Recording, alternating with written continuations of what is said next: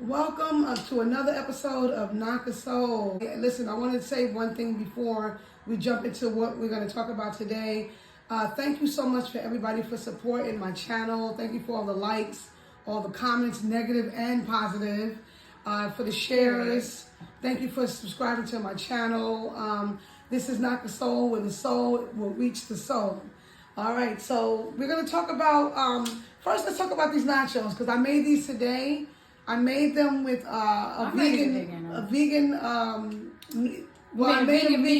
meat. Yeah. So it's not exactly meat, but it's let's show a little bit. It's, then you can see it. All right. Some lettuce there. So there's the meat, and it really looks like a meat. Right. It really has the texture of a meat. It tastes like a meat. I'm a meat eater, so she's been busting out these vegan recipes left and right, and I have just been enjoying every single last one of them. Right. So really quickly, I made the meat with walnuts and chickpeas. I put some bell peppers and onions, and that was it. So it's not a totally vegan meal because we do have the regular cheese. I'm still eating my cheese, but I haven't eaten meat since January 12th. So it's been a good journey. It hasn't been difficult at all.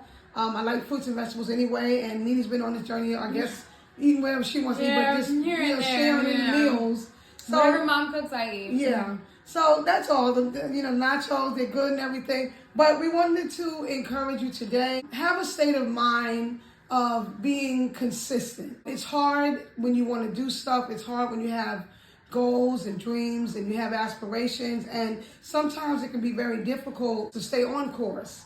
And I really want to come on here to encourage you because I wrote a book, which I told you guys about. And it was very difficult because the most difficult thing that it was being disciplined enough to finish what I started.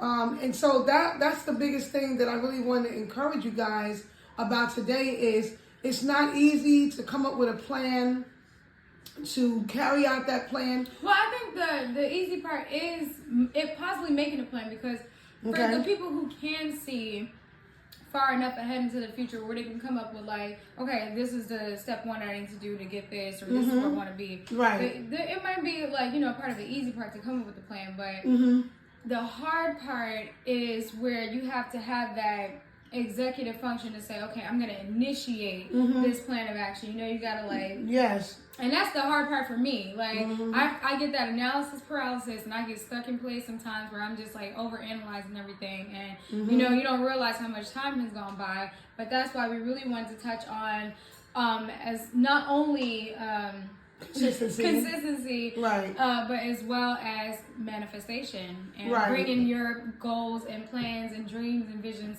to life. It is a task. It's very taxing to be able to, like I said, come up with a plan and then, like you said, bring that stuff to life. It's a process. It's nothing that happens overnight.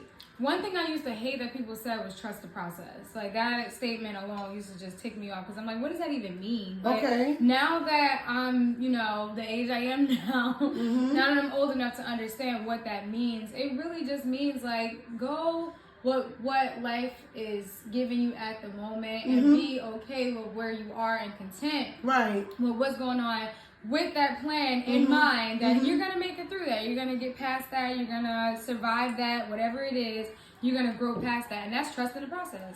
Right. But you said you don't like trusting the process, though. I used to hate when people said that to me because I didn't know what it meant. But now I know exactly what it means. Well, and then the thing about process, there has to be a plan to the process.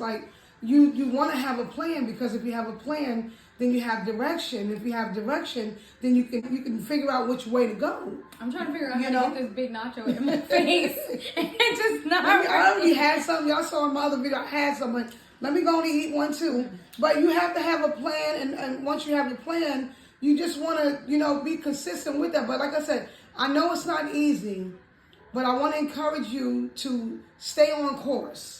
Listen, when I wrote my book, and it's still not published yet. When I say published, it's not on Amazon yet for sale. Because it is ready. Takes a process. It takes time. So just stay the course. Don't give up on your plans. Don't give up on whatever it is that you said you were going to do. Finish what you start. And I know people say that you can do multiple things at one time, but you can't do everything at one time. That's a good point. Go ahead. I'll come up with a million plans. And I can only really refer to myself because, you know, it's my life experience. But I'll make a million plans. But it's sometimes all those plans, it might seem like a big elephant. And one thing I started to really put into action is taking one task at a time. Like, just one step at a time. Like, whatever it is, like...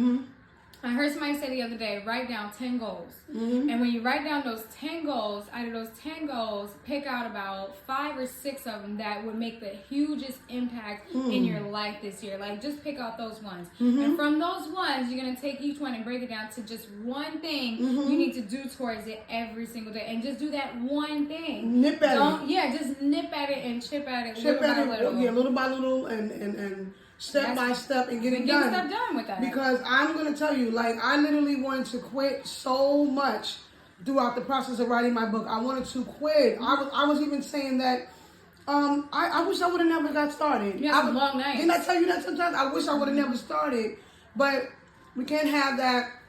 Got to finish what you start. Got to, keep going on the course that you're on.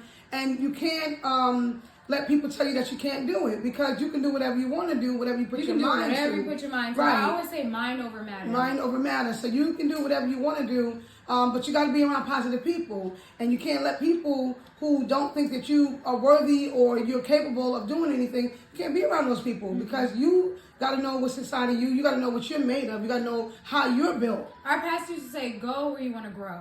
You got to go where you want to grow. Like, where are those people that you want to be more like? Where do they hang out? Where do they want to be? Matter of fact, for the ladies out there who want to meet a man, you have this type of man in your mind. Where would that man go? Where would he go if he was single in his free time? And where would you meet him at? You know what I'm saying? Go to those places. You got to get out, especially in 2023. Right. You feel like the end is near for sure. Yeah. So we were talking about consistency. That's a big major part. But the real thing is manifestation. It's actually manifesting what you want.